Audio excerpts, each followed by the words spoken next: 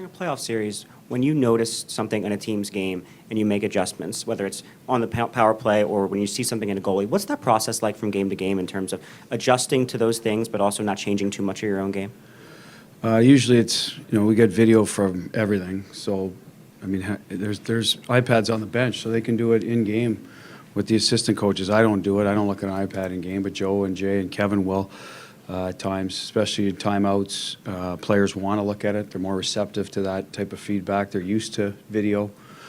And then in between games, we'll have a discussion with them. They tend to see a lot of it themselves, and they'll want to go back and look and say, hey, can we take a look at that? What do you think? So we kind of provide the information. A lot of the ideas come from the players. We have our own ideas, obviously, but with our group, the most adjustments are usually Bergeron's line, and they're students of the game. I'm not saying the other lines won't, but those are the guys that probably delve in the most. Back left, standing up. Bruce, you've described Charlie McAvoy as an instinctual player who just goes out and plays. What does that reveal about his processing power, the way he sees and the way he thinks about the game?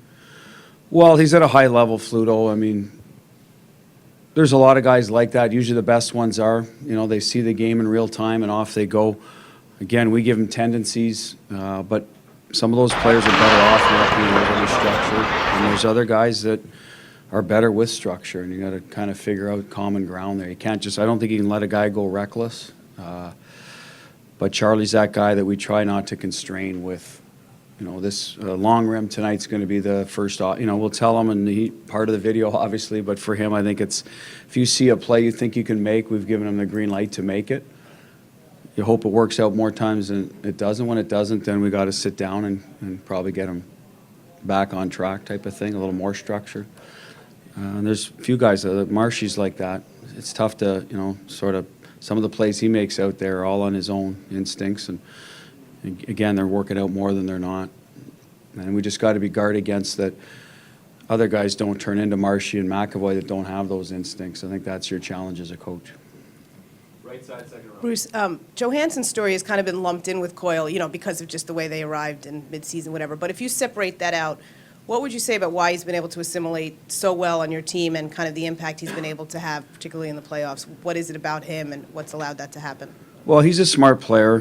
He's been around the league, so he has relationships. I think the guys that have been around the league have relationships with other players, so I'm sure he knew some of the Nordstrom a little bit, maybe some guys from his past. But he's an easygoing guy.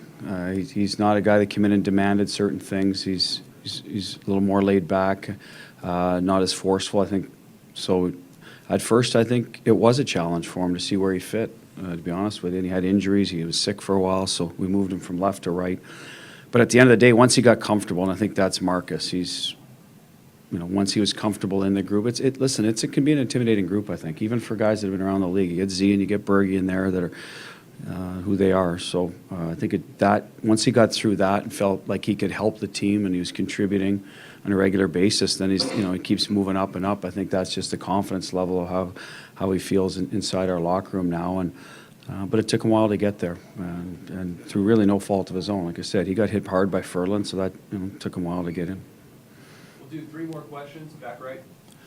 Bruce, there was a general consensus coming out of the locker room. Players saying that we can be much better from Game 3 into this game. How do you handle that? What are you looking for from your team tonight, knowing they're going to come at you with everything? And also, is there any update on Matt Grzelcyk or Kevin Miller?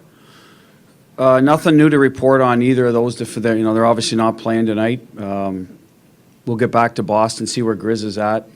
He's better than where he was, so there's a chance for him. And then tonight, listen, they're going to come out. I don't think they're going to deviate from how they've had success. They've been down in a series, the previous one, 2-1 to San Jose. So I'm sure they have confidence they can come back and win by playing their game. Every team kind of tweaks certain things. I suspect they might, do a few things different. Could be their lineup, their lines. But in general, how they play, I don't think will change. So our guys got to be ready to support the puck, break the puck out in a hurry, because I think they always want to establish forecheck. We did a better job with that. Some of it was just getting it out in the neutral zone into foot races. The Corrali goal was a result of that. We try to back them off with, if they're going to finish hard, then let's make them turn and go back before they can hit us. Usually that's good support. Usually that's execution, and then foot speed. So we're going to try to do a lot of the same in that regard. And then you got to finish your plays, and we did early on. We were fortunate. We finished the plays we needed to. But I don't think we were great the other night. I don't think it was a 7-2 game personally. I mean, I thought we executed well when we had to finish plays, but that's not always going to happen. So we got to be prepared to be in a close game again. Two more left side, second row. Is there anything new with Chris Wagner and how he's progressing? Is it possible he could be back at some point if the series goes long enough? Yeah, he's here. He's working out with the team. He's not on the ice yet. Obviously, I can give you a better update once he starts practice. Until he's on the ice, we're, I don't want to say out of sight, out of mind, but they're just not that close until they're on the ice. Yesterday, their coach, for lack of a better phrase, whined about the officiating. Will that cause you to seek out some kind of discussion with the officials or supervisor, just maybe to offset that, or you just let it go? No, if we have a beef, Mike will bring it up generally with the supervisor. He meets, day of a game, I think is when we do it. I didn't have too many beefs the other night.